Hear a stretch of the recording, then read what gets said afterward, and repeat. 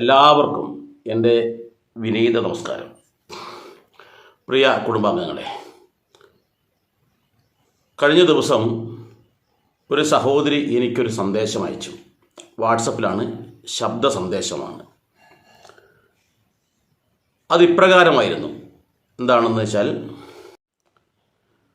ഭർത്താവ് മരിച്ച സ്ത്രീ, ആ സ്ത്രീകൾ ആചരിക്കേണ്ടുന്ന ആചാരങ്ങൾ എന്തൊക്കെയാണ് എന്നുള്ളതാണ് ഈ ഒരു ചോദ്യത്തിലൂടെ ഞാൻ നിങ്ങൾക്ക് മുന്നിലേക്ക് കൊണ്ടുവരുന്നത്.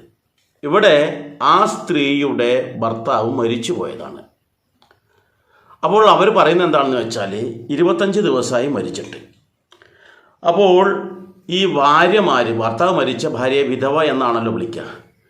അപ്പോൾ അവർ എന്തൊക്കെയാണ് ആചരണങ്ങളാണ് ചെയ്യേണ്ടത്? ഓരോ ആൾക്കാരും ഓരോ തരത്തിലാണ് പറയുന്നത്. ഞാൻ എന്താണ് ചെയ്യേണ്ടത് എന്നുള്ളതാണ് അവരുടെ ചോദ്യം. അവർ പറയുന്നത് എന്താണെന്ന് വെച്ചാൽ, പലരും പലതും പറയുന്നുണ്ട്. പണ്ട് കാലങ്ങളിൽ നമ്മൾ വിശ്വസിച്ച് പോരുന്ന കുറേ കാര്യങ്ങളുണ്ട്. എന്ന് വെച്ചാൽ, ഈ വിവാഹത്തിൽ ഈ ഭർത്താവ് മരിച്ചു പോയ സ്ത്രീകൾ നെറ്റിയിൽ പൊട്ട് തൊടാൻ പാടില്ല. അതുപോലെ തന്നെ തലയിൽ പൂ ചൂടാൻ പാടില്ല. ഭർത്താവ് മരിച്ചു പോയി കഴിഞ്ഞാൽ അവർ വിധവയാണ്. വിധവയായ സ്ത്രീകൾ ഇതൊന്നും ചെയ്യാൻ പാടില്ല. അതുപോലെ തന്നെ പുതിയ വസ്ത്രങ്ങളൊന്നും ധരിക്കാൻ പാടില്ല. ഇങ്ങനെയുള്ള ആൾക്കാർ തീർന്നിട്ടില്ല. കല്യാണത്തിനോ ഗൃഹപ്രവേശത്തിനോ അതുപോലെ ഉത്സവാദി ചടങ്ങുകളിലോ ഇവർ പങ്കെടുക്കാൻ പാടില്ല. ഇതൊക്കെ അവരുടെ നാവിൻ തുമ്പിൽ നിന്ന് തന്നെ വരുന്നതാണ്. അവരങ്ങനെയുള്ളത് കേട്ടിട്ടുണ്ട്. സാധാരണ നമ്മുടെ നാട്ടിലൊക്കെ അങ്ങനെ നടക്കുന്നുണ്ട് എന്നാണ്. ഇതുകൂടാതെ ക്ഷേത്ര ദർശനവും ചെയ്യാൻ പാടില്ല. പൊതുവെ പറഞ്ഞു വരച്ചാൽ ഒരു പൊതുപരിപാടിയിലും പങ്കെടുക്കാൻ പാടില്ല എന്നുള്ളതെന്ന് മാത്രമല്ല, മറ്റുള്ള ആൾക്കാരുടെ മുന്നിലേക്ക് പോലും അവർ വരാൻ പാടില്ല എന്ന് പറയുന്നു. എന്നാൽ ചില സ്ഥലങ്ങളിൽ മത്സ്യമാംസാദികൾ ഇവരൊരു വർഷത്തേക്ക് ഉപേക്ഷിക്കണം എന്ന് ചുരുക്കി പറഞ്ഞാൽ, ശുഭകർമ്മങ്ങളിൽ ഒന്നും തന്നെ ഈ ഭർത്താവ് മരിച്ച സ്ത്രീകൾ പങ്കെടുക്കാൻ പാടില്ല. ഇതാണ് ആചാരം. ഒരു കാരണവശാലും ഭർത്താവ് മരിച്ചു എന്നിരിക്കട്ടെ, ഭർത്താവ് മരിച്ചു പോയി കഴിഞ്ഞാൽ ആ സ്ത്രീകൾ ജീവിതകാലം മുഴുവൻ തന്നെ ക്ഷേത്രത്തിൽ ഒരു വർഷം കഴിഞ്ഞതിന് ശേഷം പോകാം. പക്ഷേ ശുഭകർമ്മങ്ങളിൽ ഒന്നും ഇവർ പങ്കെടുക്കാതെ മാറി നിൽക്കണം.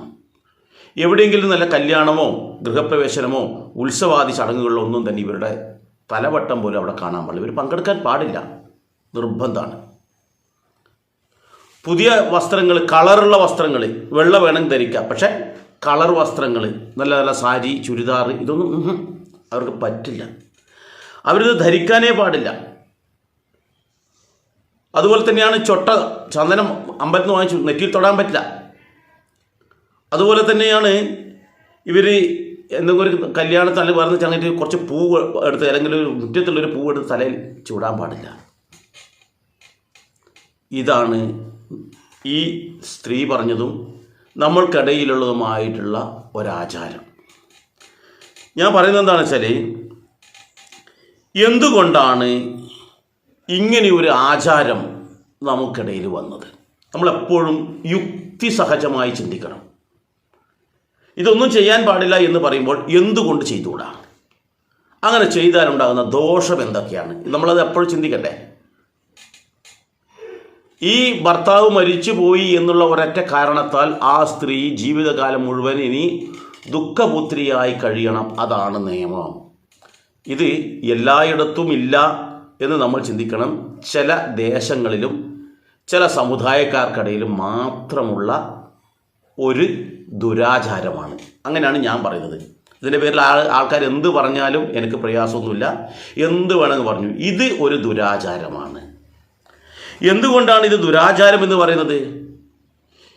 ഈ ഭർത്താവ് മരിച്ചു പോയ ഭാര്യമാർ ഇങ്ങനെ ചെയ്യണമെന്ന് ശാഠ്യം പിടിക്കുന്നുണ്ടെങ്കിൽ, ഇങ്ങനൊരു ആചാരം നടപ്പിലാക്കണമെന്നുണ്ടെങ്കിൽ, ഭാര്യ മരിച്ചു പോയ ഭർത്താവിനും ഇത് ബാധകമല്ലേ? അവരും ഇതുപോലെ ചെയ്യണ്ടേ? ഈ ഭാര്യ മരിച്ചുപോയി എന്ന് തോന്നിക്കഴിഞ്ഞാൽ പിന്നെ അവർ വെളിയിലേക്ക് ഇറങ്ങാൻ പാടില്ല. അവർ നല്ല നല്ല വസ്ത്രമൊന്നും ധരിക്കാൻ പാടില്ല. വീട്ടിലൊരു മൂലക്ക് കരഞ്ഞു കുത്തി ഇരുന്നോളണം. കല്യാണത്തിനോ മറ്റുള്ള ഫംഗ്ഷനുകളിലൊന്നും അവർ പങ്കെടുക്കാതെ ജീവിതകാലം മുഴുവൻ അങ്ങനെ നിൽക്കാൻ പറ്റുമോ പുരുഷന്മാർക്ക്? പിന്നെ പുരുഷന്മാർക്കില്ലാത്ത ഒരു ആചാരം എന്തിനാണ് സ്ത്രീകളുടെ തലയിൽ കെട്ടിവെച്ചത്? ഇത് അനാചാരമല്ലേ? ഇതിനെ നമ്മൾ പ്രോത്സാഹിപ്പിക്കാൻ പാടുണ്ടോ?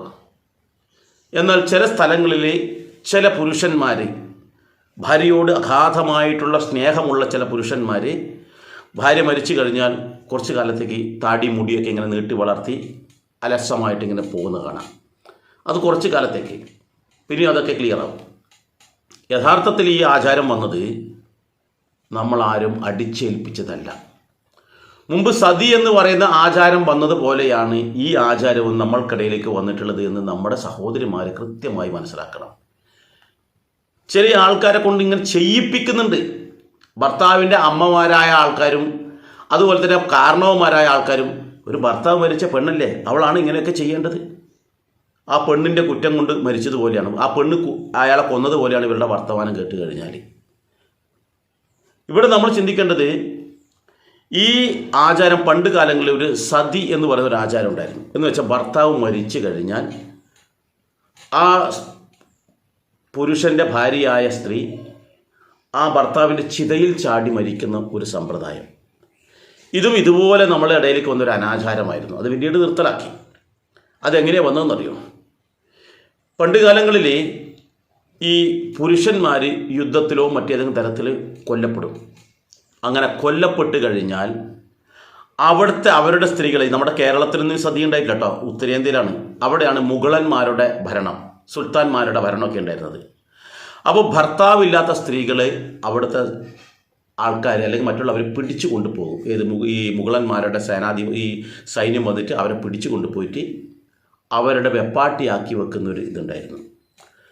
അപ്പോൾ എൻ്റെ ഭർത്താവിനെ അല്ലാതെ മറ്റൊരു പുരുഷനെയും ഞാൻ ഭർത്താവായി സ്വീകരിക്കില്ല, ഒരു പുരുഷൻ്റെ മുന്നിൽ ഞാൻ പായാവിരിക്കില്ല എന്നുള്ള ദൃഢനിശ്ചയത്തോടുകൂടി എൻ്റെ ശരീരത്തിൽ തൊടാനുള്ള അർഹതയും അധികാരവും എൻ്റെ ഭർത്താവിന് മാത്രമാണെന്നുള്ള ചിന്തയോടുകൂടി, അവർക്ക് എൻ്റെ ശരീരത്തിൽ തൊടാൻ പോലും പറ്റില്ല എന്ന ചിന്തയോട് കൂടിയാണ് എന്തായാലും അവർ പിടിച്ചുകൊണ്ട് പോകും. അതിനേക്കാൾ നല്ലത് എൻ്റെ ഭർത്താവിനോടൊപ്പം ഒന്നിച്ച് പോകുന്നതാണെന്ന ചിന്തയിലാണ് ഇവർ ഇത്തരത്തിൽ ആ അനുഷ്ഠാനം നടത്തിയിരുന്നത്. ആ ചിതയിൽ ചാടി മരിക്കും. അത് പണ്ട് കാലങ്ങളിൽ ഉണ്ടായിരുന്നു. പക്ഷേ പിന്നീട് എന്തായെന്ന് വെച്ചാൽ, ഈ ചടങ്ങുകൾ ചെയ്യുന്ന സമയത്ത് ഭർത്താവ് മരിച്ച ഭാര്യ ചിതയിൽ ചാടി മരിക്കണം എന്നുള്ളൊരു ആചാരം നമ്മുടെ ഇടയിലേക്ക് കയറിക്കൂടി. ഭാര്യയ്ക്ക് താല്പര്യമില്ലെങ്കിലും അവരെ പിടിച്ച് വലിച്ചു കൊണ്ടുവന്നിട്ട് ആ തീയിലേക്ക് എടുത്തിടുന്ന ഒരു സമ്പ്രദായം പോലും നമ്മുടെ ഇടയിലേക്ക് വന്നു കയറി. അതേപോലെയുള്ളൊരു ദുരാചാരമാണ് ഇത്. മുൻകാലങ്ങളിൽ ഭർത്താവും ഭാര്യയും നമ്മൾ അത്രയേറെ ആത്മാർത്ഥമായ സ്നേഹമായിരിക്കും. ആ സ്നേഹത്തിൻ്റെ ഇതായിട്ട് ഭർത്താവ് മരണപ്പെടുന്നു എന്നിരിക്കട്ടെ. പൊതുവെ സ്ത്രീകളെക്കാളും 5 വയസ്സ് ആയുസ് കുറവാണ് പുരുഷന്മാർക്കെന്നാണ് പറയപ്പെടുന്നത്. അപ്പോൾ വിവാഹം കഴിക്കുന്നതോ പണ്ട് കാലങ്ങളിൽ 10ഉം 15ഉം വയസ്സിൻ്റെ അന്തരമുണ്ടാകും. അപ്പോൾ പെൺകുട്ടി ചിലപ്പം 22 വയസ്സോ 25 വയസ്സായിരിക്കും, പുരുഷന് 37 വയസ്സോ മറ്റോ ഉണ്ടാവും, അല്ലെങ്കിൽ 40 വയസ്സുണ്ടാകും. അപ്പോൾ ഈ പെൺകുട്ടിക്ക് 30 വയസ്സാകുമ്പോൾ ചെറുപ്പക്കാരന് അല്ലെങ്കിൽ ഭർത്താവിന് 45 വയസ്സായിട്ടുണ്ടാവും. അപ്പോൾ അയാളായിരിക്കും ഏതെങ്കിലും തരത്തിൽ മരണപ്പെട്ടിട്ടുണ്ടാവുക. ഈ ചെറുപ്പക്കാരിയായ പെണ്ണ് തൻ്റെ എല്ലാമായി കാണുന്ന ഭർത്താവ് പോയതിൻ്റെ ദുഃഖം നിമിത്തം മറ്റുള്ള ആൾക്കാരോടൊന്നും കൂട്ടം കൂടില്ല, പൊതുസ്ഥലങ്ങളിലേക്ക് വരില്ല. ടെൻഷൻ കൊണ്ടാണ്, വേറൊന്നുമല്ല. അത്ര ബന്ധമാണ് അവർ, ആത്മാർത്ഥമായ ബന്ധമാണ്.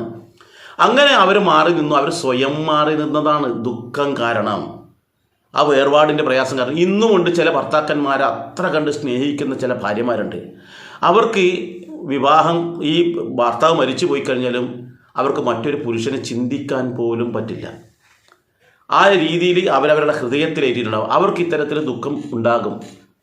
അപ്പോൾ ഇത്തരത്തിലുള്ള ദുഃഖ നിവാരണത്തിന് വേണ്ടി ശ്രീരാമൻ പോലും ചില കാര്യങ്ങൾ ചെയ്തിട്ടുണ്ട്. അത് ഞാൻ പറഞ്ഞു തരാം. അപ്പോൾ ആ ദുഃഖം കാരണമാണ് ഒരു കാലത്ത് സ്ത്രീകൾ വീടിന് വെളിയിലേക്ക് ഇറങ്ങാതെ സത്കർമ്മങ്ങളിലോ പുണ്യകർമ്മങ്ങളിലോ ഒന്നും പങ്കെടുക്കാതെ അവർ മാറിയിരുന്നിട്ടുണ്ടായിരുന്നു. അത് പിന്നീട് ഒരു ആചാരമായി നമ്മളിലേക്ക് അടിച്ചേൽപ്പിച്ചതാണ്. ഒരു കാരണവശാലും നമ്മൾ ഭർത്താവ് മരിച്ചുപോയി എന്നുള്ള കാരണത്താൽ മറ്റുള്ളവരുടെ പ്രേരണ നിമിത്തം നമ്മുടെ വീടിൻ്റെ ഉള്ളിൽ കഴിയേണ്ടവളല്ല സ്ത്രീകൾ. അവർക്ക് ക്ഷേത്ര ദർശനം നടത്താം. എന്താ, പൊല കഴിഞ്ഞാൽ, ഈ വീട്ടിലെ പൊല കഴിഞ്ഞാൽ അവർക്ക് ക്ഷേത്ര ദർശനം നടത്താം, ഒരു തെറ്റുമില്ല. അതിൻ്റെ നമ്മുടെ മനസ്സിൽ ആ ദുഃഖമില്ലാത്ത കാലത്തോളം ദുഃഖം വന്നു, അത് തീർന്നു. ആ ദിവസം മുതൽ നമുക്ക് പൊട്ടു തൊടാം, കുളിക്കാം, പൂ ചൂടാം, ഒരു തെറ്റുമില്ല. അങ്ങനെയാണെങ്കിൽ ഈ ഭർത്താവും അതേപോലെ ചെയ്യണം. ഭാര്യ മരിച്ചു കഴിഞ്ഞാൽ ഭർത്താവ് അങ്ങനെ ചെയ്യുന്നുണ്ടോ? ഇല്ല. അപ്പോൾ സ്ത്രീകൾക്കൊരിത് പുരുഷന്മാർക്ക് മറ്റൊന്നുമില്ല. ഇന്നത്തെ പുരുഷന്മാരെ വെച്ച് നോക്കുമ്പോൾ നമുക്ക് കാണാൻ കഴിയും, ഭാര്യ മരിച്ചു കഴിഞ്ഞാൽ 1 കൊല്ലം പോലും ആകണ്ട അപ്പോഴേക്ക് അവർ വേറെ കല്യാണം പോലും കഴിച്ചു. എന്നാൽ ഈ ഒരു സമ്പ്രദായം നമ്മൾക്കിടയിലും ഉണ്ടായിരുന്നു, കല്യാണം കഴിക്കുന്നത്. ഇന്ന് സ്ത്രീ ചെയ്തു കഴിഞ്ഞാൽ മഹാപാപവും, പുരുഷൻ ചെയ്തു കഴിഞ്ഞാൽ ഒരു പ്രശ്നവുമില്ല. അതാണ് ഇന്നത്തെ നമ്മുടെ കാഴ്ചപ്പാട്. അതൊരിക്കലും അംഗീകരിക്കാൻ പറ്റുന്നതല്ല. ഭർത്താവ് മരിച്ച സ്ത്രീകൾ അവർക്ക് അതിൻ്റെ ദുഃഖം മാറിക്കഴിഞ്ഞാൽ ആ ദുഃഖത്തിൽ നിന്ന് മാറാൻ നിൽക്കരുത് എന്നാണ് എൻ്റെ അഭിപ്രായം. കാരണം ഇങ്ങനെ വീടിൻ്റെ ഉള്ളിൽ തന്നെ ചടഞ്ഞുകൂടിയിരിക്കുമ്പോഴാണ് അവർക്ക് മറ്റു പല ചിന്തകളും വരിക മനസ്സിലേക്ക്. അവർ വെളിയിൽ പോകാതെ ഈ ദുഃഖം ഭർത്താവിനെ കുറിച്ചുള്ള ചിന്തകൾ കൊണ്ട് ഇങ്ങനെ ഉരുകി തീരുമ്പോൾ അവർക്കൊരാശ്വാസമാണ് മറ്റുള്ള ആൾക്കാരപ്പുറം കൂടുക എന്നുള്ളത്, മറ്റുള്ള സ്ഥലങ്ങളിലേക്ക് പോവുക എന്നുള്ളത്. എന്നാൽ ഇന്നും ചില ഭാഗങ്ങളിൽ ഇവർ ഒരു നികൃഷ്ട ജീവിയെ പോലെ കാണുന്ന ചില ഭാഗങ്ങളുണ്ട്. അവിടെ ചെയ്യുന്ന എന്താണെന്ന് വെച്ചാൽ, ഈ പറയുന്ന ഭർത്താവ് മരിച്ചു കഴിഞ്ഞാൽ ആ കുടുംബക്കാർ, ആ വീട്ടുകാർ പോലും അവരെ വെളിയിലേക്ക് വിടില്ല. ചില സ്ഥലങ്ങളിൽ തല മുണ്ടനം ചെയ്യും. തല മുണ്ടനം ചെയ്തിട്ട് അവരെ ഒരു മുറിയിൽ പുറത്തിറങ്ങാൻ പറ്റാത്ത വിധത്തിൽ ഒരു മുറിയിൽ തന്നെ പൂട്ടിയിടുന്ന ഒരു സമ്പ്രദായം പോലും ഇന്നും നമ്മുടെ കേരളത്തിലുണ്ട്. ദുരാചാരം. അങ്ങനെയാണെങ്കിൽ ഭാര്യ മരിച്ച പുരുഷനാണെങ്കിൽ അവരെ തല മുണ്ടനം ചെയ്തിട്ട് 1 വർഷത്തേക്ക് പൂട്ടിയിടണ്ടേ? അത് ചെയ്യുന്നില്ല. അപ്പോൾ പുരുഷൻ എന്താ പ്രത്യേകത? സ്ത്രീക്ക് മാത്രമാണോ ഇത് ബാധകം? ഇന്ന് നമ്മളിടയിൽ നടക്കുന്ന ഒരു ദുരാചാരമാണ്. അതിനെതിരെയാണ് നമ്മൾ പ്രവർത്തിച്ച് കാണിക്കേണ്ടത്. നമ്മുടെ കുടുംബത്തിൽ നിന്ന് തുടങ്ങണം. അത് നമ്മൾ വാചകം അടിക്കലുണ്ട്. നമ്മുടെ കുടുംബത്തിൽ അങ്ങനെ ആരെങ്കിലും ഉണ്ടെങ്കിൽ അവരെ വെളിയിലേക്ക് കൊണ്ടുവരണം. അവരെ നമ്മൾ ക്ഷേത്രത്തിലേക്ക് കൂട്ടിക്കൊണ്ട് പോകണം. അവരെ സുന്ദരിമാരായി അണിയിച്ചൊരുക്കാൻ, അവർക്ക് നല്ല വസ്ത്രങ്ങൾ മേടിച്ച് പുതുവസ്ത്രം ധരിപ്പിക്കണം. പുല കഴിഞ്ഞാൽ, ആ അശുദ്ധി മാറിക്കഴിഞ്ഞാൽ അവരെ പുതുവസ്ത്രം ധരിപ്പിക്കണം, കൊടുക്കണം. വസ്ത്രം ധരിച്ച് വെളിയിലേക്ക് ഇറങ്ങും, ജനങ്ങളുടെ കൂട്ടത്തിൽ ഇറങ്ങും. എന്നാൽ നിങ്ങളുടെ ദുഃഖങ്ങളൊക്കെ മാറും. അവരോടൊപ്പം കൂടുമ്പോൾ, അവരൊപ്പം സംസാരിക്കുന്ന സമയത്ത് അവരോട് സന്തോഷം പങ്കുവെക്കുമ്പോൾ, അവർ പല കാര്യങ്ങൾ വരുമ്പോൾ അവരുടെ വിഷമങ്ങൾ ഇല്ലാതെ ആവുകയാണ് ചെയ്യുന്നത്. ജീവിതകാലം മുഴുവൻ നരകയാതന അനുഭവിക്കുന്ന എത്രയോ സഹോദരിമാരുണ്ട്. ഇപ്പോൾ ഈ സഹോദരി ചോദിച്ചതുപോലെ. അപ്പോൾ ഇങ്ങനെയുള്ള ഒരു ആചാരം നമുക്കിടയിലില്ല എന്ന് നമ്മൾ മനസ്സിലാക്കണം. പുരാണത്തിൽ നോക്കിക്കഴിഞ്ഞാൽ, മഹാഭാരതത്തിൽ നമുക്കറിയാം, കുന്തിദേവി ഇത്തരത്തിൽ ഭർത്താവ് മരിച്ച സമയത്ത് ആ ദുഃഖം തീർന്നതിന് ശേഷം അവർ നേരെ ഹസ്തിനപുരത്തേക്കാണ് വരുന്നത്. വനത്തിൽ വെച്ചാണ് സംഭവിക്കുന്നത്. പിന്നീട് ഹസ്തിനപുരത്തേക്ക് വരുന്നുണ്ട് അവർ. ഈ ഹസ്തിനപുരത്തേക്ക് വരുന്ന സമയത്ത് അവരവിടെ കൂട്ടിക്കൊണ്ടുവന്ന സമയത്ത് അവർ പല ചടങ്ങുകളിലും അവിടെ ഭാഗവാക്കായിരുന്നു. ആ സ്ത്രീ തന്നെ വനവാസികളുടെ ഉത്സവങ്ങളിൽ കൃത്യമായി പങ്കെടുത്തിരുന്നു. അവരെ കൂട്ടിക്കൊണ്ട് പോയിട്ടുണ്ടായിരുന്നു എന്ന് കൃത്യമായിട്ട് പറയുന്നുണ്ട്. അപ്പോൾ പുരാണത്തിൽ പോലും ഇങ്ങനെ സംഭവിച്ചിട്ടില്ല. അപ്പോൾ നമ്മൾ എന്തിനാണ് പിന്നെ ഇങ്ങനെ പറയുന്നത്? എന്തിൻ്റെ അടിസ്ഥാനത്തിലാണ് ഇങ്ങനെ പറയേണ്ട ആവശ്യം? അപ്പോൾ നമ്മൾ ഒരു കാര്യം ചിന്തിക്കും, ഒരു കാരണവശാലും നമ്മുടെ വീട്ടിൽ നമ്മുടെ സഹോദരിയാവട്ടെ, അമ്മയാവട്ടെ, അല്ലെങ്കിൽ ഭാര്യയാവട്ടെ, നമ്മൾക്ക് വീട്ടിൽ അങ്ങനെ സംഭവിച്ചു പോയിട്ടുണ്ടെങ്കിൽ, അല്ലെങ്കിൽ ജ്യേഷ്ഠൻ്റെ ഭാര്യയാവട്ടെ, അങ്ങനെ ആരെങ്കിലും ഉണ്ടെങ്കിൽ അവരെ നമ്മൾ അങ്ങനെ ഒരു മൂലക്കിരുത്താതെ, ഇങ്ങനെ ദുരാചാരം നടപ്പിലാക്കാൻ വേണ്ടിയിട്ട് കൂട്ടു നിൽക്കാതെ അതിനെതിരെ പ്രതികരിക്കണം എന്നുള്ളതാണ് എൻ്റെ ഒരു അഭിപ്രായം. ഇവിടെ നമുക്ക് പുരാണത്തിലേക്ക് നോക്കിക്കഴിഞ്ഞാൽ മറ്റൊരു കാര്യം കൂടി പറയാൻ പറ്റും. ഭാര്യ മരിച്ചു കഴിഞ്ഞ ഉടൻ തന്നെ അറിയാം. കാരണം ജീവിതകാലം മുഴുവൻ ഇത്തരത്തിൽ നരകയാതന അനുഭവിക്കുന്ന ഒരു കൂട്ടമായിരുന്നു ആ കാലഘട്ടത്തിൽ ഉണ്ടായിരുന്നത്. ആ കാലഘട്ടത്തിൽ അവർ വെളിയിലേക്കൊന്നും പോകില്ലായിരുന്നു. പക്ഷെ അവിടെ ശ്രീരാമനാണ് വസിഷ്ഠ സ്മൃതി പ്രകാരം ഇതിനൊരു മാറ്റം തന്നെ കൊണ്ടുവരുന്നുണ്ട്. എന്താണെന്നറിയോ? അവിടെ താരയെ ആ ഭർത്താവ് മരിച്ച സമയത്ത് ഉപദേശം കൊടുത്ത് അവളെ ബോധവൽക്കരിച്ച് അവളെ ഉടൻ തന്നെ സുഗ്രീവനെ കൊണ്ട് ആ സുഗ്രീവനോട് സംരക്ഷണം ഏറ്റെടുക്കാൻ പറയുന്നൊരു ഭാഗമുണ്ട്. ഭർത്താവില്ലാത്ത സ്ത്രീ ജീവിതകാലം മുഴുവൻ ദുഃഖിച്ചിരിക്കേണ്ടവളല്ല. അവളൊരു മുറിയിൽ ഇങ്ങനെ ചടഞ്ഞിരിക്കേണ്ടവളല്ല. അവർ രംഗത്തിറങ്ങേണ്ടതാണ്. അവരുടെ ജീവിതവും ശോഭനമാകേണ്ടതാണ്. ഭർത്താവ് മരിച്ചുപോയി എന്ന് കരുതിക്കൊണ്ട് അവരുടെ ജീവിതം ഇങ്ങനെ വാടി വരളേണ്ടതല്ല എന്ന് അവിടെ ശ്രീരാമൻ കാണിച്ചു കൊടുക്കുന്നു. ആ ശ്രീരാമൻ്റെ ആ ഒറ്റ കാരണമാണ് പിന്നീട് സുഖലോലുപത്തിൽ കഴിയുന്ന സുഗ്രീവൻ്റെ അരികിലേക്ക് സീതാന്വേഷണത്തിന് ഇവർ പോയില്ല എന്ന്, ഈ സുഗ്രീവനൊന്നും ചെയ്യുന്നില്ല എന്ന് കണ്ടപ്പോൾ ലക്ഷ്മണൻ കോപിച്ചു വരുമ്പോൾ ഇതേ താരയാണ് ആ അടുക്കളയിൽ നിന്നും അരങ്ങത്തേക്ക് വന്ന് പ്രത്യക്ഷത്തിൽ വന്ന് നടുത്തളത്തിൽ വന്നിട്ട് ആ ലക്ഷ്മണനെ ആശ്വസിപ്പിക്കുന്നത് നമുക്ക് കാണാൻ കഴിയും. അതുപോലെ ഈ ചടഞ്ഞു കൂടിയിരിക്കുന്ന നമ്മുടെ സഹോദരിമാരെ നമ്മൾ രംഗത്ത് കൊണ്ടുവരണം, അവരെ പ്രത്യക്ഷത്തിൽ കൊണ്ടുവരണം. അവർ ഒരു കാരണവശാലും മാറ്റി നിർത്തരുത്. എല്ലാ ശുഭകർമ്മങ്ങളിലും അവരെ പങ്കെടുപ്പിക്കണം. ഒരു ശുഭകർമ്മങ്ങളിലും മാറ്റി നിർത്തേണ്ടവരല്ല അവർ. പൂ ചൂടുന്നവർക്ക് പൂ ചൂടാം, പുതിയ വസ്ത്രം ധരിക്കുന്നവർക്ക് വസ്ത്രം ധരിക്കാം, പൊട്ട് തുടരേണ്ടതാണ്, എല്ലാവരും ചെയ്യണം. പറ്റുമെങ്കിൽ അവരെ പുരുഷന്മാർ ചെയ്യും പോലെ തന്നെ അവർക്ക് അനുയോജ്യരായ ഒരു ഭർത്താവിനെ കണ്ടെത്തി കൊടുക്കാൻ ഇന്നത്തെ സമൂഹം തയ്യാറാവണം. അതല്ലെങ്കിൽ ജീവിതകാലം മുഴുവൻ ഈ ഒരു ചിന്തയും മാത്രം ചിന്തിച്ചു കൊണ്ടിരുന്ന് അവരുടെ ജീവിതം പാഴാക്കി പോവുകയാണ് ചെയ്യുന്നത്. അത് നമ്മൾക്ക് പറഞ്ഞാൽ മനസ്സിലാവില്ല. നമ്മുടെ കുടുംബത്തിൽ ഒരു സ്ത്രീക്ക് വരുമ്പോഴാണ് അത് നമുക്ക് മനസ്സിലാവുക. മറ്റുള്ളവരത് പറയുമ്പോൾ ആ ശരിയല്ലേ, അങ്ങനെയല്ലേ വേണ്ടതെന്നുള്ളത് നമ്മൾ പറയും. പക്ഷേ നമ്മുടെ കുടുംബത്തിൽ നമ്മുടെ സഹോദരിക്കാണ് അങ്ങനെ സംഭവിക്കുന്നത്, നമ്മുടെ മകൾക്കാണ് അങ്ങനെ സംഭവിക്കുമ്പോഴാണ് അതിൻ്റെ ദുഃഖം നമുക്ക് മനസ്സിലാവുക. ഇങ്ങനെയുള്ള ദുരാചാരം നമ്മൾ ഒരു കാരണവശാലും പിന്തുടരരുതില്ല. ദുഃഖമുണ്ടാകും, ഭർത്താവ് മരിച്ചു കഴിഞ്ഞാൽ ദുഃഖം ഉണ്ടാകും. ആ ദുഃഖം കുറച്ച് ഒരു ആപ്പൊലയും ഇതൊക്കെ കഴിയുന്നതോട് കൂടിയിട്ട് അങ്ങോട്ട് തീർന്നു. പിന്നെ അവരെ നമ്മൾ പ്രത്യക്ഷ രംഗത്തേക്ക് കൊണ്ടുവന്ന് ഊർജ്ജസ്വലരായിട്ട് പുതിയ ജീവിതത്തിലേക്ക് അവരെ കൈപിടിച്ച് കൊണ്ടുവരാനാണ് നമ്മൾ ശ്രമിക്കേണ്ടത്.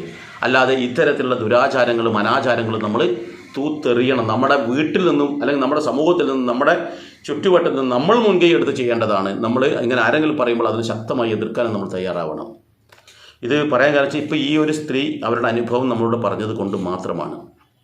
അപ്പോൾ ഇത്തരത്തിൽ അനുഭവിക്കുന്ന നിരവധി ആൾക്കാരുണ്ടാവും. ആ അവസരത്തിൽ മഹാഭാരതവും രാമായണവും ഉദ്ധരിച്ചുകൊണ്ട് തന്നെ നമുക്ക് ഈ വിഷയത്തെ അവർ മുന്നിൽ അവതരിപ്പിക്കാൻ പറ്റും. ഒരു കാരണവശാലും സ്ത്രീക്കൊരു നിയമം പുരുഷനൊരു നിയമം എന്ന് പറയുന്ന ഒരു സമ്പ്രദായം ഇല്ല. സ്ത്രീകൾക്ക് പുരുഷന്മാർക്കും തുല്യമായി നീതി നടപ്പിലാക്കുന്ന ഒരേ ഒരു വിഭാഗം എന്ന് പറയുന്നത് അത് സനാതന ധർമ്മത്തിലുള്ളതാണ്. അത് നമ്മൾ മുറുകെ പിടിച്ച് ആ സനാതന ധർമ്മത്തിൻ്റെ മൂല്യത്തെ നമ്മൾ ഒരിക്കലും ചവറ്റുകൊട്ടയിലിടാതെ മുന്നോട്ട് കൊണ്ടുപോകാൻ വേണ്ടി നമ്മൾ ശ്രമിക്കണം. ഞാൻ ഈ പറഞ്ഞ കാര്യത്തിൽ നിങ്ങൾക്ക് എന്തെങ്കിലും സംശയങ്ങളുണ്ടെങ്കിൽ ഈ വീഡിയോയുടെ താഴെ നിങ്ങൾക്കത് കമൻറ്റ് ബോക്സിൽ രേഖപ്പെടുത്താം. അതോടൊപ്പം തന്നെ നിങ്ങൾക്ക് ഈ വീഡിയോ ഇഷ്ടപ്പെട്ടെങ്കിൽ പരമാവധി ആൾക്കാരിലേക്ക് അയച്ചു കൊടുക്കണം. കാരണം ഇങ്ങനെയുള്ള അനാചാരത്തിനെതിരെയാണ് നമ്മൾ പൊരുതേണ്ടത്. അപ്പോൾ ഇത് പ്രചരിപ്പിച്ചും കൊണ്ട് നിങ്ങൾ ഈ അനാചാരത്തിനെതിരെ നിങ്ങൾ പ്രവർത്തിക്കുക. എല്ലാ ആൾക്കാരിലും എല്ലാ ഗ്രൂപ്പുകളിലേക്കും നമ്മൾ ഷെയർ ചെയ്യാൻ വേണ്ടി നോക്കുക. മറ്റൊരു വീഡിയോയുമായി ഞാൻ മറ്റൊരു അവസരത്തിൽ നിങ്ങളുടെ മുന്നിലേക്ക് വരാം. അതേപോലെ ഒരു കാര്യം കൂടി സൂചിപ്പിക്കട്ടെ, ഈ വീഡിയോ കാണുന്ന ആൾക്കാർ, ഈ വീഡിയോ എന്നല്ല, നിങ്ങൾക്ക് ആത്മീയമായിട്ടോ ആചാരപരമായിട്ടോ അനുഷ്ഠാനപരമായിട്ടോ എന്തെങ്കിലും സംശയം വരുവാണെങ്കിൽ എന്നോട് നേരിട്ട് സംസാരിക്കണമെന്ന് ആഗ്രഹമുണ്ടെങ്കിൽ ഈ വീഡിയോയുടെ താഴെ ഒരു ഡിസ്ക്രിപ്ഷൻ ഉണ്ട്. അവിടെ തൊട്ട് കൊടുത്തു കഴിഞ്ഞാൽ ഒരു വാട്സപ്പ് ഗ്രൂപ്പിൻ്റെ ലിങ്ക് കാണാം. ആ ലിങ്കിലൂടെ എൻ്റെ പ്രഭാഷണത്തിൻ്റെ ഗ്രൂപ്പിലേക്ക് വന്നു കഴിഞ്ഞാൽ നിങ്ങൾക്ക് അവിടെ സംസാരിക്കാവുന്നതാണ്. ഏതായാലും മറ്റൊരു വീഡിയോയുമായി മറ്റൊരു അവസരത്തിൽ വരാം. എല്ലാവർക്കും നന്ദി, നമസ്കാരം.